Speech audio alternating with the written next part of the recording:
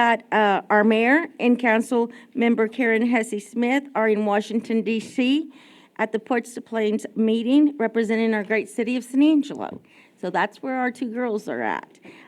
We will now get started, and we will call this meeting to order at 8:31 on March the 5th, 2024. We have today Gary and Marcella Jenkins that will lead us in the chaplain prayer and pledges. Come forward, please.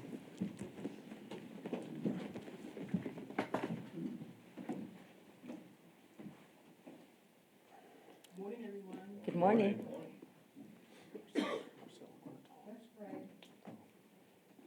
God of love, we trust in you with all our heart and lean not on our own understanding. We acknowledge you in all our ways and all our meetings so that you will direct our paths.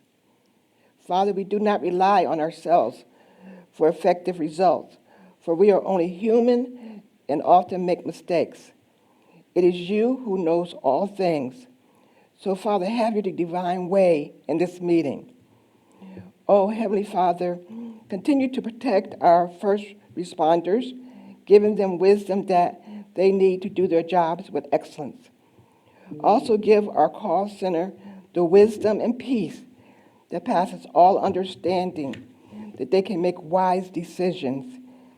This we pray in the mighty and wonderful name of Jesus. And would you please repeat after me? They pledge allegiance.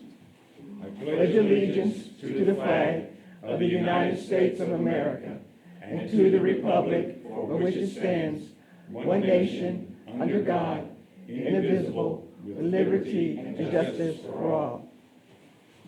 Under the Texas flag, I pledge allegiance to the Texas, one state under God, one and indivisible.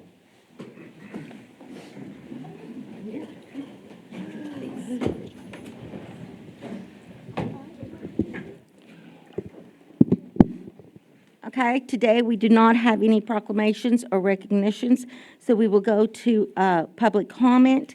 Issues or concerns not on the regular agenda may be raised by the public at this time.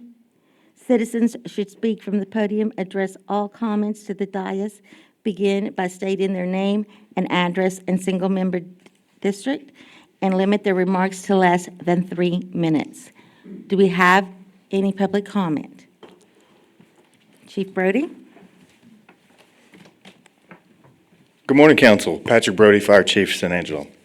So I wanted to take a little opportunity to just kind of brief all the council and the citizens watching today of what we've got going on in the Panhandle and San Angelo's involvement. So just a quick briefing. So this fire, we initially sent a strike team. We sent one single resource and a strike team leader to the Panhandle on Sunday to pre-deploy. That area had high markers of a potential brush fire breaking out, and they got it pretty close. So our personnel initially staged in a city called Childress, which is about 200 miles from the fire. When the fire broke out on Monday, they were immediately dispatched to that area. They were dispatched to a town called Canadian that they began to protect and defend. Since then, another group, we sent out an additional brush truck with 4 personnel and 2 additional engine bosses. So each individual resource has an engine boss, a driver, and then also a firefighter on it. That engine boss is in charge of that single resource. A strike team leader is in charge of 5 of those resources. So our local Texas Forest Service office here in San Angelo deployed with us. So Shane Krim, Cody Lambert and his team deployed to the Panhandle with us, and their entire team's up there too. So we have a strong presence of San Angelo, whether it be San Angelo Fire or Texas Forest Service, represented in the Panhandle. Altogether, San Angelo has 10 personnel up there. We have two individual resources, a strike team leader, and several engine bosses that are on tankers or different resources from other agencies. So where are we at with the fire? I told you initially 1 strike team was requested. That's 5 individual resources with complement of personnel, okay, and a strike team leader. Since then, 19 strike teams have been deployed to that area, over 323 personnel. They have air support, whether it be Chinook helicopter, fixed-wing aircraft, and they're beginning to get a handle on this situation. Last report I saw was, y'all see the news just like I do. 3% containment, 10% containment. Last I read was 15% containment. Spoke with the strike team leader this morning, and we're at 55% containment. There's a huge stride. That means we're starting to come over the hill just a little bit. Still a lot of work to be done, and those personnel are really, at first they were putting in, the normal shift is 12-hour shift, but they're putting in 15, 16, 18 hours consecutively with no sleep out on the line. And I see pictures coming home from those guys up there working, and you can just see it all over the face. They're exhausted, but they're doing God's work up there, and I'm very proud of them. So total acres burned at this point is 1,076,000, just a little over that. And as y'all know, it's the largest grass fire in the state of Texas history, second largest in the United States. So our crews, along with Texas Forest Service, they're kind of stationed in between two cities, if you're familiar with them, Skellytown and Borger. I know where Borger's at. I've never heard of Skellytown. Some of y'all may have. But they cover from Stinnett all the way to Pampa. If you're familiar with the Panhandle at all, that's the area that they're covering. Friday of last week, I actually received a letter, or an email rather, from the community up there in Canadian, and it's from the Texas Municipal Police Association. They were impressed enough to take the time to communicate with us on how our guys are doing. So let me read this letter to y'all. Some of y'all have already read it. So I just wanted to pass along the message from citizens of Canadian, Texas, that was shared with me while I visited their town yesterday. I was advised if the San Angelo Fire Department Fire Department had not arrived when they did, there was a strong belief that the community would be an entire loss. They advised their volunteers did not have the resources or manpower to continue protecting the town when the wind shifted and began moving fire on them from two directions, but said that the San Angelo Fire Department arrived with little time to spare and began to hold the lines to keep the town from being a much larger loss. The citizens I spoke with were extremely appreciative of San Angelo's response and efforts to stop the fire from causing any worse loss to the community. Please pass this message along to the members of San Angelo Fire who responded to Canadian, as well as the San Angelo Fire Chief and members of the city staff who should know the impact that resources provide in our town. My heart is full of pride with these people. Absolutely. They're representing our city, and they're defending a community that they're not part of. So I wanted to share all that with y'all because it's something to be very proud of. So, Let thank you. them know that we are very grateful for everything that they do, and our prayers are with them. Yes, ma'am, I will do. Do y'all have any questions about the status? Yes, sir. Go ahead, When ma'am. that team returns, could they present themselves here so we can publicly recognize what they've done? That's a good idea. Yes, I will put that together. Great. And pause with them. Thank you, guys. Thank you for it. Thank you, Chief Brody. Mayor, if I could, before we move on, I heard the same report from another source that the San Angelo folks were, the timing was very good. They were very effective, very quick, and made a huge difference. So, Absolutely. Thank you. Yes, ma'am.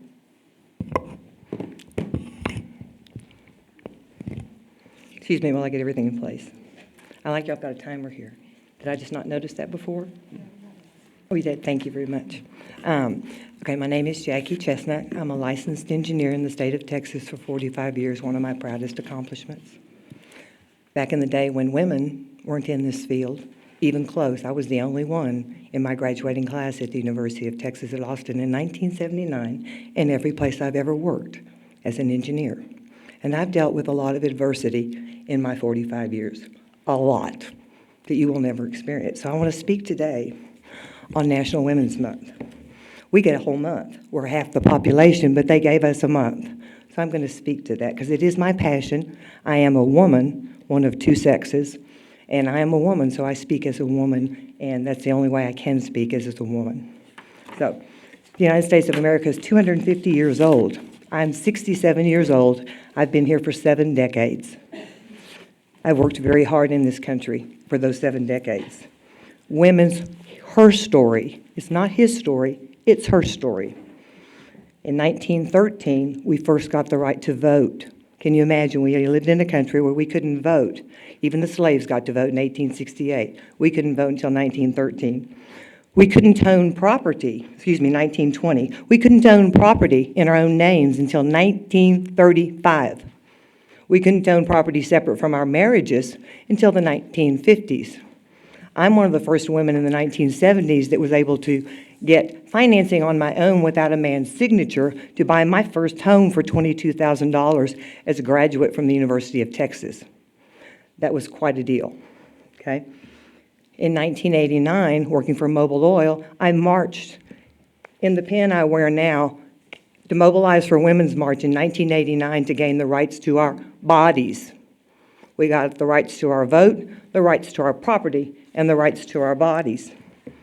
These are important things for women. We are half the population, and you wouldn't be here without us. So we have fought very, very hard for every one of these rights. I retired from Johnson & Johnson proudly. All these things, I have patents in my name. And I got to 2020 in this town, in this county, and I found out that we have not progressed very far as women. I live in a county and a town where people falsify wills on my spouse. They falsify powers of attorneys. They falsify medical powers of attorneys and HIPAA documents, advanced medical directives, and then they take my husband and they take him away from me, and they starve him to death, and they cut off his legs and return him to me from Johnson's funeral home, dead. So, the 1913 book, Women as World Builders. We are still not treated as humans. We have a long way to come. And in this town, in this county, we have a very long way to come. Thank you, Jackie.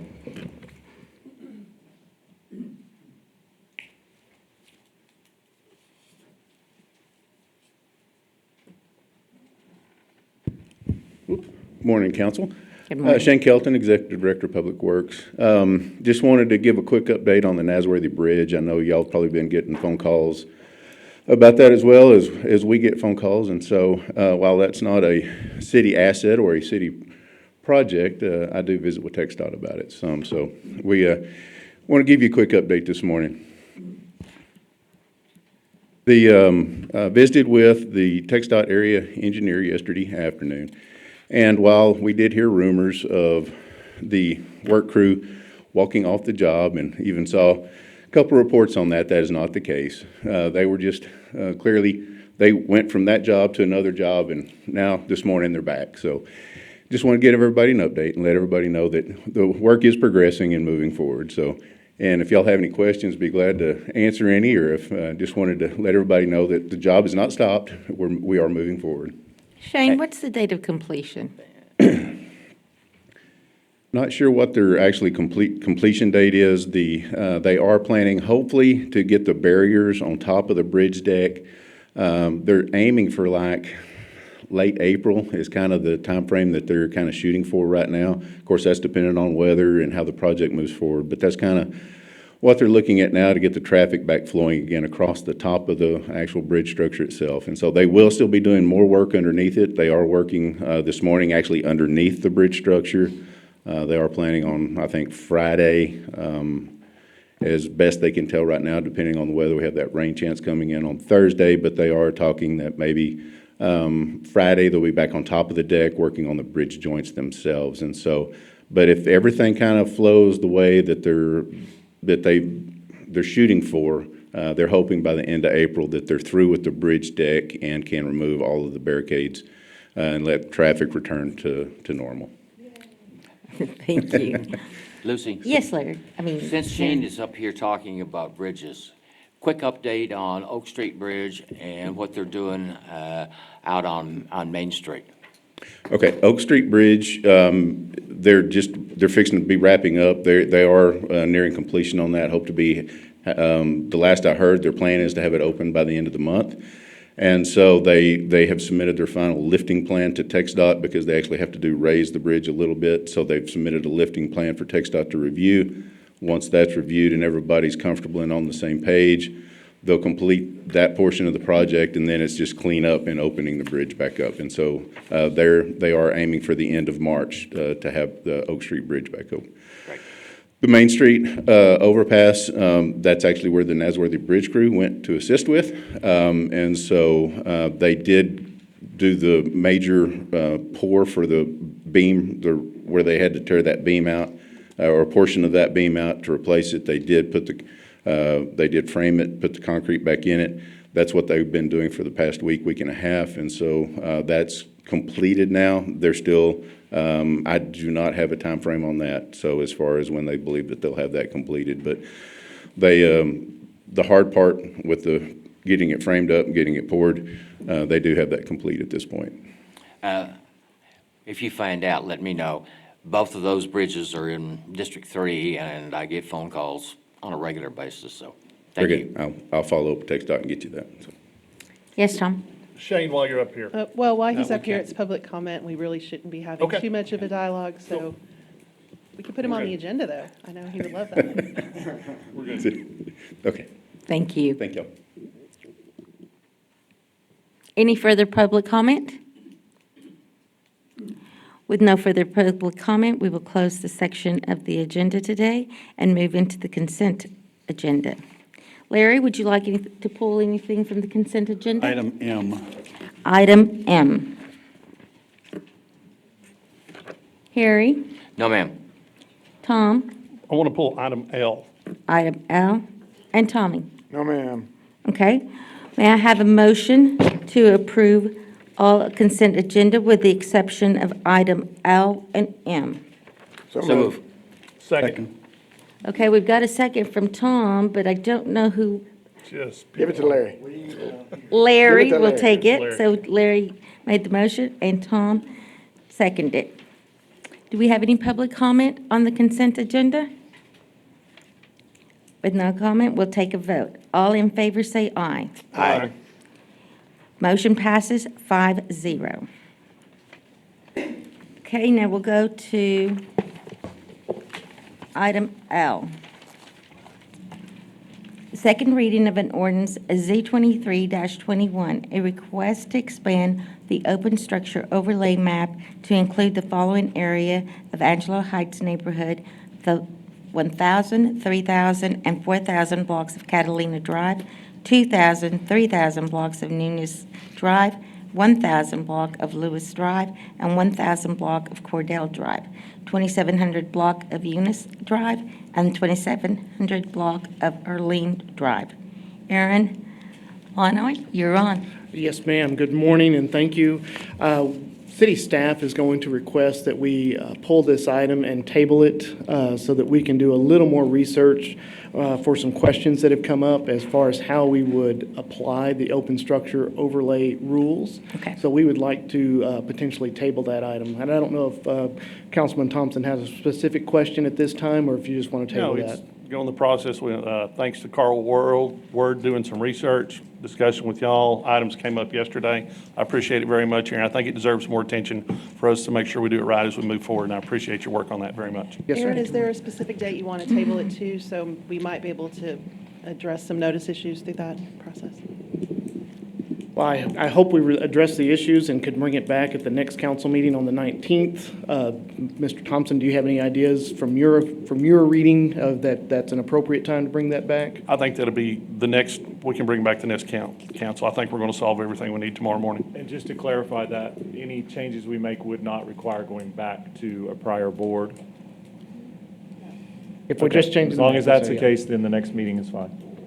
Okay, so we'll go ahead and table that item L for the next city Yeah. council meeting. We do need a motion. Oh, do you need a Yes, motion? and Okay. public comment on that. Okay, So moved. Second. okay. With the first and second motions, we go ahead and, any public comment on this item? With no public comment, we'll take a vote. All in favor say aye. Aye.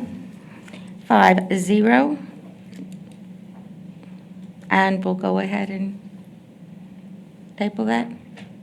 We'll put it on the next reading is item M, second reading of an ordinance for PD 23-08, a request to rezone the Branch and Estate zoning district to the planned development zoning district with the underlining general commercial zoning, allowing kennels, parking, exercise area, staff area, and the housing of dogs, cats, and small animals awaiting adoption, being 5.436 acres located at 1521 South Concho Park Drive. Mr. Vinoy, you're on again. Yeah, this is a repeat of the previous one. I'm still concerned about sewer plumbing and noise abatement. Do you have anything else to your previous comments? Well, I do know that Bob is working on those things, and they're working with a group to investigate the facility. They are going to come forward with some plans for the upgrades. We have not seen those plans as far as a review team yet, but we will be ensuring that they are looking at that, and that was part of the conditions that the planning and development team, building permits, engineering, everybody gets to look at those plans before they move forward with them. Thank you. Would you like to make a motion, Larry? Pardon? Would you like to make a motion? Okay, motion is made. Second. Go ahead, Sarah. Second by Harry. We'll have public comment on item M. With no public comment, we will take a vote. All in favor, say aye. Aye. No opposed. Motion passes 5-0. With that, we will go on to our regular agenda. Comments regarding items on the regular agenda may be made by the public when each item is discussed as outlined above. Applicants, proponents, and appellants are exempt from the time limit above and instead must limit their remarks to less than 5 minutes. Item 6A, consider approving tax increment and reinvestment zone, TIERS, incentive funding for the South Tiers private project at 36 East Two-Week, totaling $75,000. Mr. Vinoy, you are on again. It is your show today. Thank you. So this morning, we are revisiting the table item for funding for 36 East Tuig. The funding request from the Tiers Board and their recommendation was the $75,000, and they are recommending the full $75,000 amount. So they do have a proposed match. They are doing the $51,843 match. The summary of work is facade improvements, historic preservation, restoring the 18 awnings with metal material, and replacing the door units and updating with ADA framework. So here on this slide, we'll linger for just a moment. So right here, this is the proposed color. And that is a traditional color that they have that our DHRC design team and commission reviewed and approved. They also have, let me clear that off. This, I'm going to just do it over here, is what is actually proposed. So you can see that they have this nice awning that's going to give some shade to those windows, replacing an older shade that just has not been able to hold up. So from there, I'm going to go to this image. So this image here on the left, this has been confirmed to the Texas Historical Commission as well as the archives over at ASU that this picture here on this side was taken in 1929, right after the cactus opened. It was built in 1928, and you can see right down here very clearly that they've had awnings on this building from the beginning. This picture here on this side, let me clear that off for us. On this side, this is when a major renovation took place, started in 1984, that they're renovating the inside. They actually took off the awnings to start cleaning things up, and there's actually some other images, but there's some of the debris left from the awnings on there, and since then, they've been replaced, and now they just need to be upgraded again. I did like it that these two pictures are from pretty much the same angle, and so this helps us a whole lot in verifying that what they're replacing back was there from the beginning. With that, I know there was a couple of questions from the last time that we met about funding in 2011. We did do our research and go back and find that they did receive a $5,000 grant for secondary egress out of the basement. We also showed that they may have received a tax abatement at that time, but that did not actually occur. That was awarded to a different recipient during 2011. We've been able to confirm that both with our finance department, that they've been able to go back and look and see that we did not issue anything. We did go back and look at records through city council agendas. We did not find any records.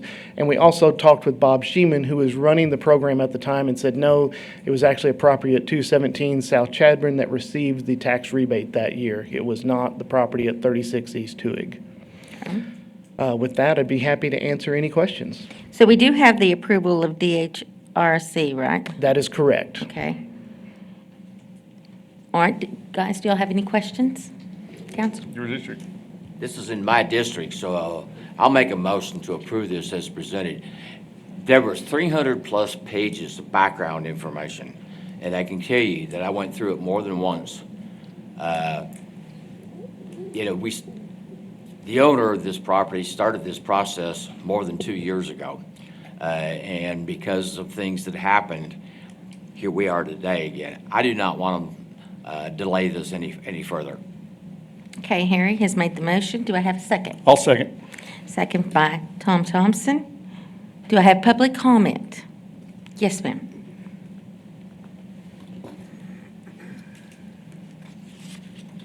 Hello, Jackie Chestnut, and I have a question, please, as I learn the process of how y'all do things in the city related to things like this, because I have some things myself that may go through this process, and I just want to make sure I understand. So the commission that approves this, okay, I'm sorry, I should have my notes in front of me, that's a city board that you go to, and they approve tax dollars to be allotted for certain projects like this? Is that how it works?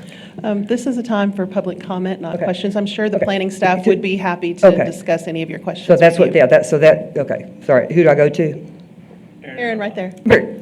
Aaron, so you can help me with that, very good, so that's it. Okay, very good, thank you. Thank you, Jackie. Any further comment?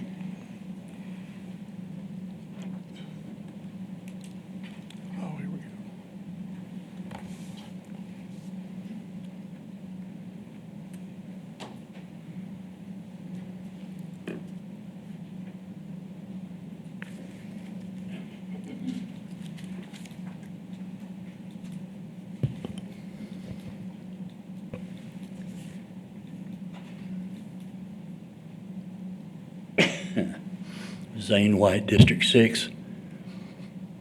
And I can address that last question. The way it works, Jackie, is DHRC has to approve a project for that make sure that it complies with historical preservation guidelines and regulations. Then it goes to tiers, and tiers can't take it unless DHRC approves it first. After tiers gets it, they send it to city council, then city council makes the final call on the deal. What's been happening, particularly for the last 2 years on this awning canopy fiasco, is misrepresentation regarding the project itself,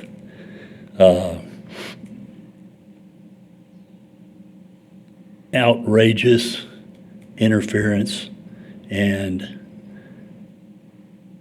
malfeasance on the part of the planning department as far as overlooking certain things and running things through. I've said this for 2 years in front of you guys.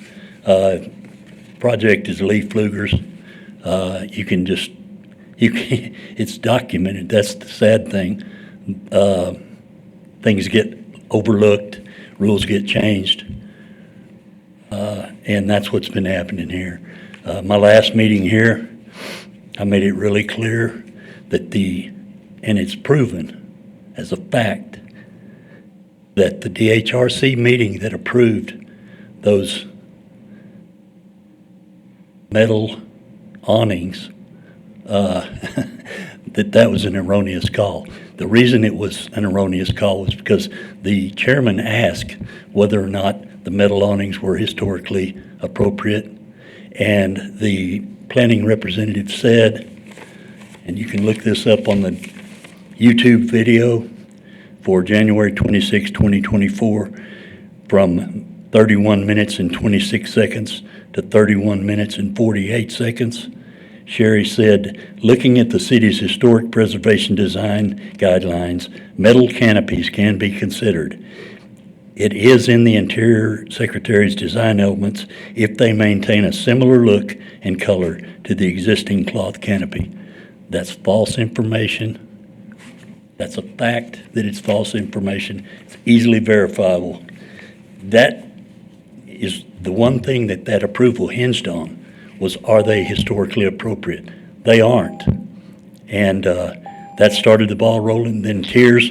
There's your time limit. Okay. Mr. Well- White, thank you so much for your comments. The whole thing is corrupt, and that's provable. And I will prove it if you guys don't look it up. Any further comment? Public comment? Okay, with no one coming forward, we will move into, I'm sorry, I forgot to take the vote.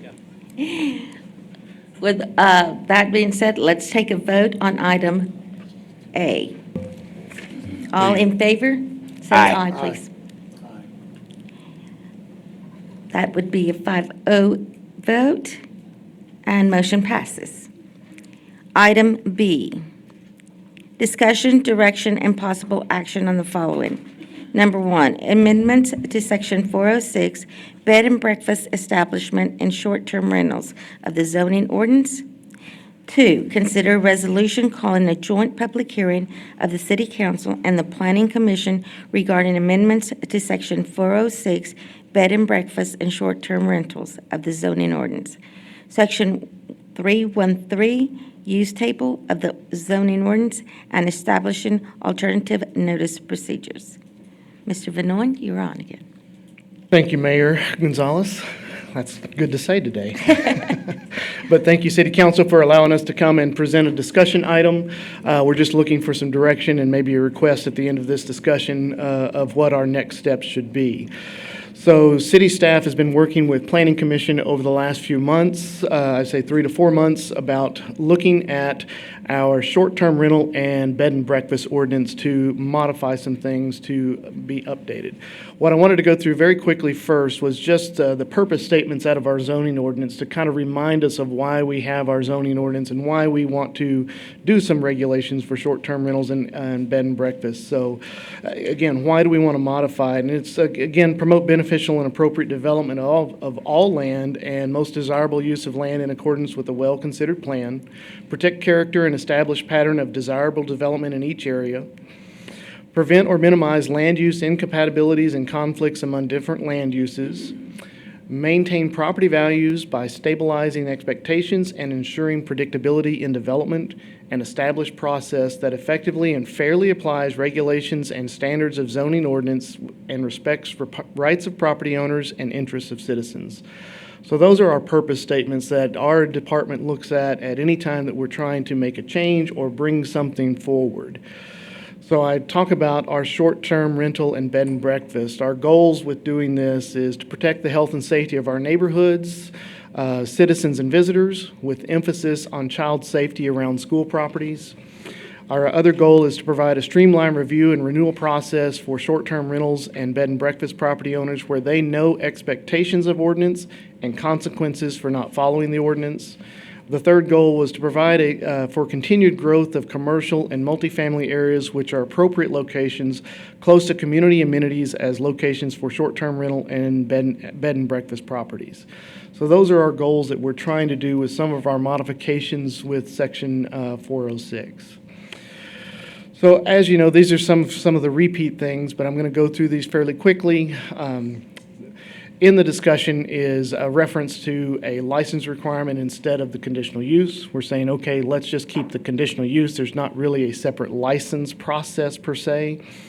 In the residential districts of RS1, RS2, RS3, and Ranch and Estate, these properties will require a conditional use process, that they would come to the city, go before Planning Commission, and obtain a conditional use with conditions potentially of how they need to operate their property.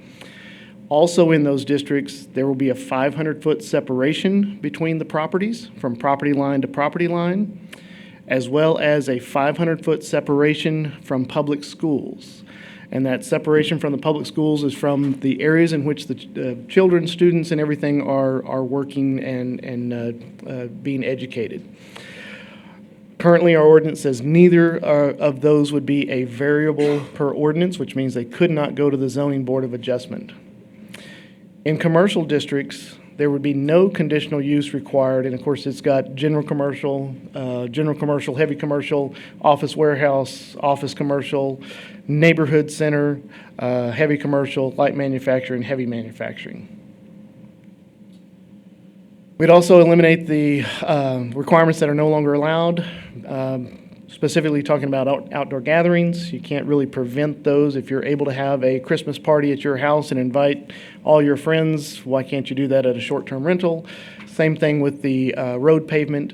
Some of our roads are not up to that 30-foot standard, and so we can't really limit them because of something they can't control. We did request to shorten the process for an appeal so that it can move quicker, so that we can get the operators and the neighbors' answers quicker if somebody needs to appeal a decision. And it also provides a revocation process of that conditional use that's providing protection for our neighborhoods by the Planning Commission at an annual process. So annually, short-term rentals and bed and breakfast would come to the city. They would report all of their stuff. We would be double checking to see if they have any violations. Have they been paying their hotel occupancy taxes? And then we actually have set forth in the ordinance a process of revocation if we need to revoke that conditional use. We really don't have that right now. And this is really the one thing that allows us to do true enforcement against that conditional use, is we could revoke it through Planning Commission if necessary. All of our evidence right now is pointing that we haven't had to really do that. We've been very successful with the operators that have come in. Most of them are following the rules. We're following up with some others that are getting them coming through, and that's why you see a higher case count right now of trying to get them to come into compliance. The operators are looking forward to that administrative process. It's less laborsome for them. They're able to come in and show, hey, we've actually done our job, this is a business for us or a process for them. And we always hear that, even from our Planning Commission chair, that if they're not taking care of their property as a short-term rental, they're not going to be successful. And I think that evidence is very true. Those that are not taking care of their property, not maintaining noise levels, not maintaining, irritating neighbors, they're not successful. The ones that are doing it correctly, they're very successful. So here on the residential side, I kind of just broke down on the residential just to get drill down just a little bit deeper. So again, that's that 500-foot buffer distance between any other short-term rental or bed and breakfast from property line to the property line. On the single-family residential and ranch and estate zoning, there was a question about, can more than one structure on that property be used as a short-term rental or Airbnb or bed and breakfast, excuse me? And the answer is no. Zoning allows only one primary structure. You can't use the secondary structure for living space. You can only use the primary structure. So zoning controls that, not just the short-term rental ordinance. Schools, again, in RS1, RS2, that should be RS3, and R&E district also have a 500-foot buffer distance. They are required a conditional use in residential. They will get a permit and an inspection annually from the building permits department. And again, they will have an annual renewal process that's administrative. Any questions on the residential before I go to the commercial, which is just a little bit, and I've got some slides as well just to give some examples. Aaron, I have a question. Yes, ma'am. Can we extend the footage on the homes that are close by a school property from 500 to 1,000 feet? We could do that. That would be a bigger buffer. This would be just for the safety of the children that would be around the school, that maybe someone would come and do the Airbnb, and then we not know anything about their background and stuff. So Okay. for that reason, I would like to see that 1,000 feet. And what I'd like to do is I'd like to bring some images of what those impacts may be, Okay. of finding some of the schools that are in our neighborhoods, and let's put that 1,000-foot buffer on it and see what that looks like, so that y'all can have some visuals with what that may be if we're able to move forward. That'd be great, thank you. Okay. Yes, any questions? On number 3, besides schools, did you give any consideration to childcare facilities or areas where children routinely congregate? We did. Our biggest challenge with that is you don't have to register to be a true daycare all the time. There are times that do mom and pops, and there's even after-school programs, and there's lots of other things that happen, and we just are not able to give an accurate listing that we could keep updated, and it would be a very big challenge to do enforcement to make sure that we're not misrepresenting something that we may talk to the short-term rental or the bed and breakfast applicant and say, well, we think it's fine, but then come to find out maybe a church is operating something that we just weren't aware of. And that's basically very the- challenging. Yeah, the planning commission also talked through that and just felt it was impossible to enforce because there's no way of knowing where all those are. As opposed to a public school where you will know where that is. There are some established youth athletic facilities. The one that jumped into mind was Southside Rec Center. Can that not apply to them too? Right now, it only applies to schools, so that doesn't. You could add, you would probably have to designate, because various places can run after-school programs, a church or a facility, so we don't monitor those either. So that, it gets to be difficult, so you would have to, in this case, if you want to say a specific rec center, you'd almost have to name which one it is. Any further questions from the council? Okay. Okay, so here's some of our imaging, and this, I apologize that the image seems kind of small, but all of the pink areas are those residential areas that are RS1, RS2, RS3, and ranch and estate. So that's single family, 2-family, 3-family, that is not necessarily your multifamily areas. Now, some multifamily areas fall in there, but usually RM1 and RM2 is set aside for multifamily, in which our city and our ordinances and our codes, even the building codes, sees those as commercial properties. And so you'll see that the commercial areas, again, through our corridors, are in that green area. So now you want to know what the little red dots and the blue dots are. The red dots are short-term rentals. The blue dots are schools with a 500-foot buffer around just their property line as of right now.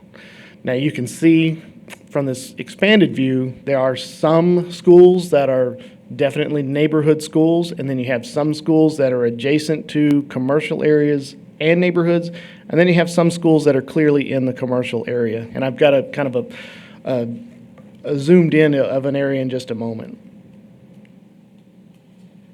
So here was a discussion point from last time. On the right of this, the pink area, that's RS2, so that's 2-family residential. On the left, the yellow and the green, the yellow is RM1, so low-rise multifamily, and the green is commercial. And I tried to make the transparency to where you can see that most of these properties on this side were probably built out as single-family, but they're in the RM1 district. RM1 allows a multitude of structure types. Now, some of these properties could go with duplexes in the future. Some of these, somebody may buy up an entire block and do some kind of multifamily in the future. What we're saying is this zoning line between residential, true residential, and then that turns into more of a commercial or an area that's moving towards commercial, we would allow short-term rentals in by right. They would not have to do a conditional use. On the residential side, the RS2, they would need to do a conditional use. I know that was one of the questions. This red one right here just happens to be a current short-term rental. That's why we kind of took this image a little closer. This is kind of close to the downtown area. If you kept going west, you'd run into downtown. As you keep going east, you're going to go back into neighborhoods until you hit Bell Street. Any questions on that slide? Or what it represents? Okay. So here's our commercial districts. So again, we lump our RM1 and RM2, low-rise and high-rise multifamily in with our commercial because that's where our ordinances and our codes, our building codes, lump them in. They would be allowed without a conditional use. If they were to go to a short-term rental or a bed and breakfast, they may still have a change of occupancy process to go through the building code. That is still a process we do all day, every day with different businesses that go from maybe retail, then they may want to be a mechanic shop, and then they may want to come back and do something different. Well, they have to do a change of occupancy, which triggers inspections by our building division and our fire marshal. And so as we looked at this more closely and drilled down, our commercial and RM1 areas, they are getting those change of occupancies and those inspections as needed. Also in our commercial areas, there was a question last time about property next to each other, about this buffer distance in commercial. There really isn't one in a commercial area or an RM1 or an RM2 area. There's no distance requirement. So here's an example. This is off of North Chadbourn, and you can see Grape Creek that kind of snakes through there. The property right here, 4003 North Chadbourn, is a short-term rental. They also own that property right there, and they are hoping to turn both of those into short-term rentals. They're both residential-type structures. They just are in a commercial district. Well, right now, our current ordinance prevents this structure from being a short-term rental. It has to be a business of some other kind. Well, that doesn't make a lot of sense when you start considering in general commercial, you could have a hotel and a hotel and a hotel. And we don't have any separate rules for them, and they have a less than 30 days population that come in and go out all the time. So why would we treat our short-term rentals differently in our commercial areas? And that's kind of what we've been talking with Planning Commission, and they agree it doesn't make sense to require a separation distance or a conditional use process in those commercial areas. Then here's I believe this is my last slide. This is the commercial downtown area. And again, we went back with just schools, and so we looked at anything that was an elementary or secondary school. This here is a public school, and we have two private ones that are right here, and so they both have buffers around them. And of course, this is in our downtown area. The green obviously is traditional commercial or central business district. This pink area is actually the Shannon, most of that is Shannon property, and it's under a planned development, so that's why it changed a different color. But if you look at this school here, this is Chadbourn that comes right through here and across the river. And I think one of the things that we're looking for our central business district, our downtown area, is short-term rentals and livability in our downtown area. If we have buffers around our schools in commercial areas, that may prevent that in some of our commercial areas. Now, if you wanted to be a hotel right in here, there's no prohibition. So again, in commercial areas, do we want a buffer around schools when you can still have a hotel there, but you can't have a short-term rental? So that's one of the questions that we probably need to have discussion on when we meet with as a joint meeting, if that's possible. Let me see if I can get all that off of there. There we go. Aaron, and that's the 500-foot buffer, is that correct? Yes, sir. That is the 500-foot buffer. That is not the 1,000-foot buffer. So if we did the 1,000-foot, that would be twice that size and be pretty significant in a commercial area. We'll certainly show both commercial and residential what those differences would be. Aaron, oh, I'm sorry. Just a minute, Harry. Aaron, I have a quick question. Yes, ma'am. And I'm sure everyone up here knows it, but for the public, what is the difference between your short-term rental and your bed and breakfast? The biggest difference is bed and breakfast, the operator lives on site. Okay. Short-term rental, they rent the entire property, no operator there. You have to have a local operator or property owner within the Tom Green County. But bed and breakfast, they must live on site. Thank you very much for that clarification. Okay, Harry? Yes, on this particular slide that you've got here, you've got one bed and breakfast that really looks like it falls up here at the freshman campus. Now, that freshman campus is no longer going to house students as of this next August. Will that influence, the school district will still own the property, but there won't be any students on there? Well, that's something we would have to look to see, because we don't know when they may decide to, well, let's just have a class over there. We've got enough good facility to have one or two classes, and so that's very difficult for city staff to know. This short-term rental here, I know the hospital uses it a lot, particularly when they have professional staff that come in and say, hey, you can just stay right up here the road. You can come and do a education thing at the hospital.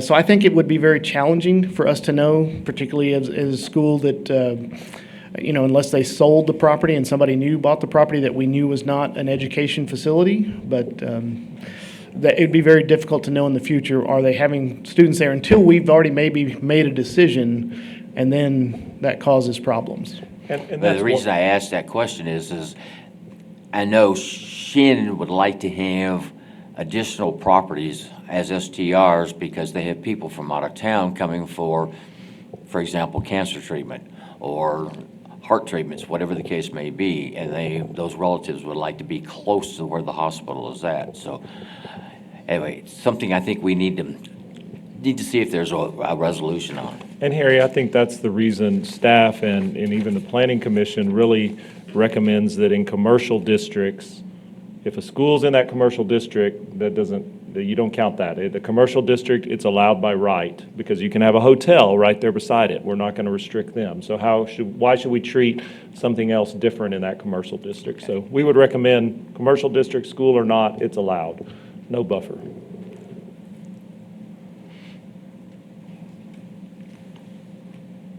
Well, before I move to this slide, which is asking for us to set a date in the future to sit down and do a joint meeting, are there any other scenarios, questions? Is there anything when we come back for a joint discussion with Planning Commission and City Council that you would like to see? Like Councilwoman Gonzalez's suggestion about the 1,000-foot. Is there anything visually that you'd like us to see to try to research to help this move forward? Question. Yes, Tommy? I'm just wondering if there would be any benefit, because it may be more work than there is benefit to doing the work. Would there be benefit to see the current child care facilities, which I'm going to assume are in probably RS1, RS2, RS3 district, I'm assuming. But to see where those are, and would we want to consider a larger buffer, a smaller buffer? I don't know that there's any benefit to that. That just runs through my mind. I would say the biggest challenge first is you're going to have incomplete data. You're only going to get what's listed somewhere. You're not going to get everything that's listed. So there's a chance that there's other properties in that area that are child care like, and so we're not going to be able to give a true representation of where they are and are not. Yeah. If they're running it out of their home, Yeah. for instance, we have no idea of knowing where those are, and it's impossible to keep up with it. Yeah. That was the reason for the question. Thank you. Yes, sir.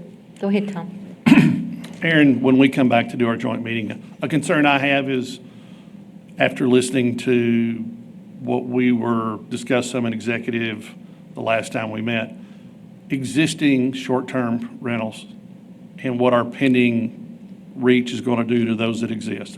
I have strong reservations against taking something away from somebody that's already had that. So I just want that to be in the forefront of anybody's mind. I mean, that happened to that one guy over in Santa Rita last year. He just happened to be there on a bad day, and they basically terminated his STR. He came back through a variance and an appeal, and we gave it back to him. But I like looking at some of these things here, and with what pending legislation, and basically what San Angelo would be liable for is if we took something away. I think we certainly need to keep that and maybe educate the community on, hey, these are things that we have to keep in mind pending legislation from whatever district courts, the one in Fort Worth or the one in Austin. Or I think the community would be good if we give a public information sheet or something of that, to at least know kind of what guidelines we're trying to follow. That's all I've got. Thank you, Lucy. Thank you. And thank you, Councilman Thompson. Right now, we have the ordinance written to where those properties that are existing out there as a short-term rental, they would actually get to maintain their distances if there is something that came forward that would make them non-conforming. We don't want to take away their and make them non-conforming, and so that's how we have the ordinance currently drafted. But I do agree we should put some public education together so that we have some stuff for the public.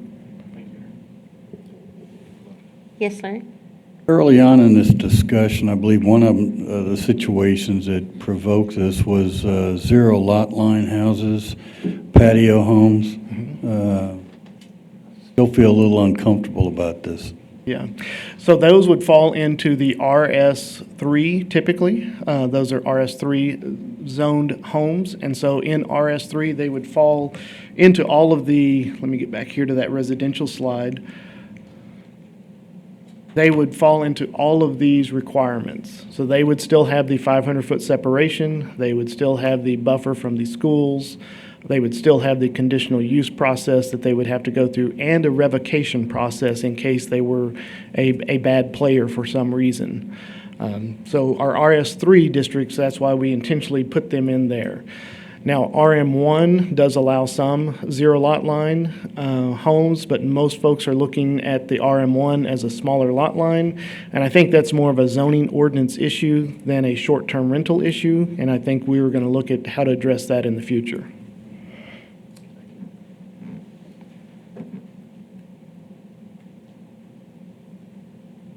All right, let me see if I can get to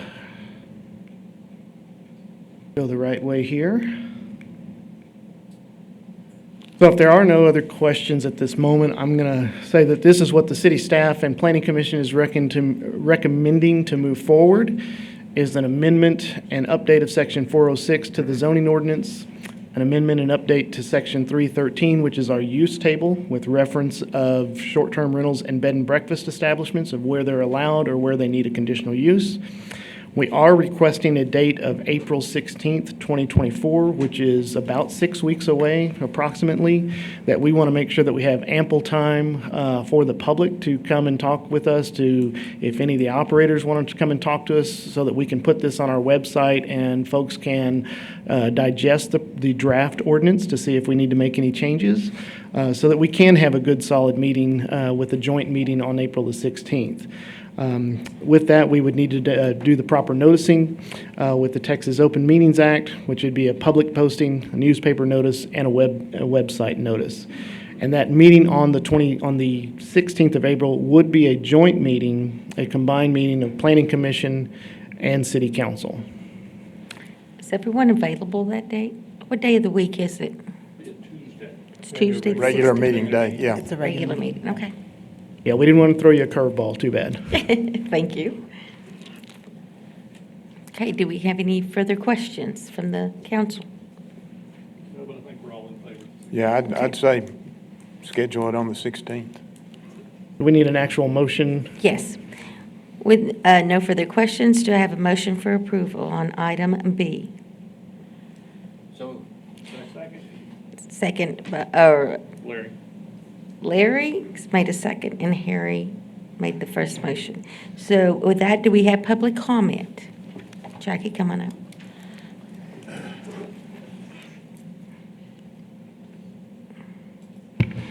I just kind of want to make a general comment. Jackie Chestnut, as a person who lives with codes and regulations for a living, that's my life, commercial particularly because that's where I live.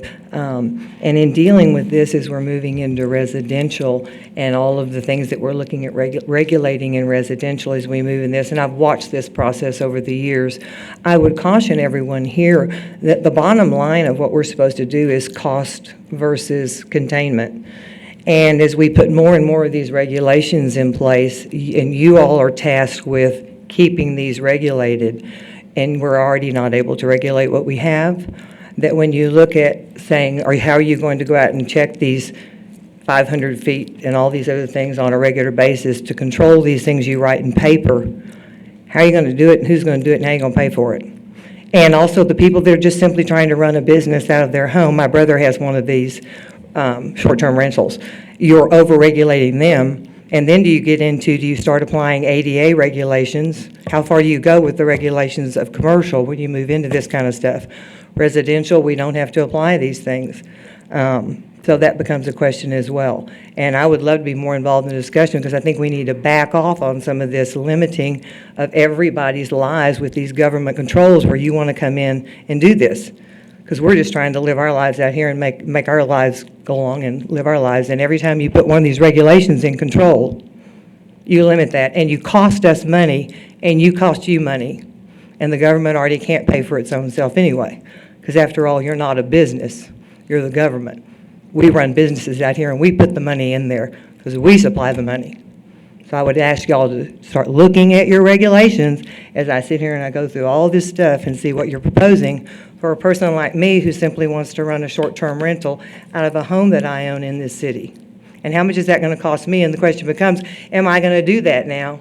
Because it's going to cost me so much to do it and I got to deal with so much paperwork that I don't think I want to do that. Because I don't want somebody controlling my life that closely. And I live my life very well, but I don't need that much regulation. And that's what y'all are doing here to the individual citizen. Bad enough, I mean, we do it with commercial because we deal with public access. That's the reason I have to do it. But when you're getting in here, you're getting really close. It's really dangerous. And I would caution you with that. And y'all need to back off some on this. Thank you for your comments, Jackie. Any further public comment?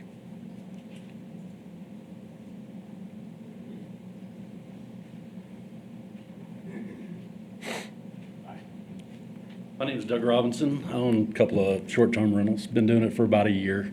And, you know, I've gone to all the planning commissions and the ZBA and all that. And, you know, at the very beginning, it was something that was kind of concerning to people. But I'm redoing a house on Catalina. The house looks a lot better. I've had 2 people come up and say, hey, when is this going to be ready? Because we want it to be ready by Thanksgiving and Christmas. So, and because they want their families to come in and be able to stay in it. The 500 feet, there are several reasons that doesn't work. Number one, listen to staff. Your staff are doing a great job doing this. Listen to what they do. They're going to all these things. They're living this every day. But the 500 feet, the reason it doesn't work, if that would have worked and the new proposition of the ZBA not being able to bring one to the ZBA, I've had 2 houses that I thought were 500 feet away because on the map it showed 500 feet away. Now this isn't staff's fault. This is the vendor's fault, I guess. But turns out they weren't 500 feet away. And if y'all take it to where we can't bring it to ZBA, well, then I've lost $500,000 in houses that I can't do what I thought I was going to be able to do with it. So, I mean, just whenever you are looking at this, and when you go to the things and you have to get your license redone, they say, well, has there been any police incidents? Has there been any code complaints? And there's not. And the people that are around us, our neighbors, they're all good with it because we're improving the neighborhood. There was a guy at the last planning commission meeting. He was a younger guy. He's trying to get into the Airbnb business, and he did a house on Bird Street. Well, with the 500, he said, you know, his house is like the best house over there because he's fixed it up for a short-term rental. He said, if we didn't have the 500 feet, I'd be fixing these other houses up and it would improve the whole neighborhood. And so don't look at it as a bad thing as short-term rentals because they're really not. And we get so many families here that are just excited to be in San Angelo, excited to be able to stay together because they're from different cities and they can't do that in hotels. So. But listen to staff, and I'm glad that you are getting them new software. Their software is terrible. It's from 1996. How many of y'all were working on Windows 95 right now? You know, so get them new software, which is great. And anyway, thank you. Thank you, sir. Any further public comment?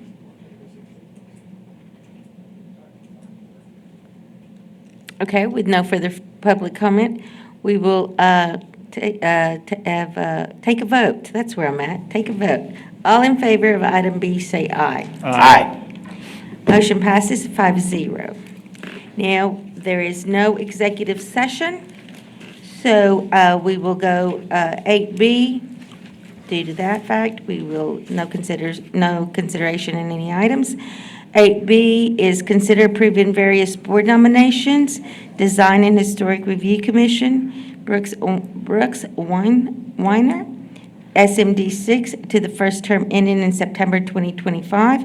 Public Housing Authority, Janice Carson, Mayor to the first term ending March 2026. Do I have a motion for the board nominations that were just read? Move approval.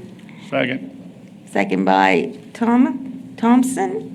And we will have public comment? No public comment? We will take a vote. All in favor of these nominations, please say aye. Aye. 5-0. Okay, now it's time for a motion for, no, we need an announcement in consideration of future agenda items. Do we have any that we would want to see? We have two members up at Washington now. I assume they're discussing the interstate Yes, project. I wondered if they could report. and they probably occurred up will. there? I'm sure the mayor will come back and give us a report on that. So with that, we have a motion for adjournment. Move we adjourn. Second. Okay, all in favor, say aye. Aye. We will adjourn at 9:37. Thank you so much Not for a your record, attendance. but pretty close, lady. Good job, Lucy. Nice job.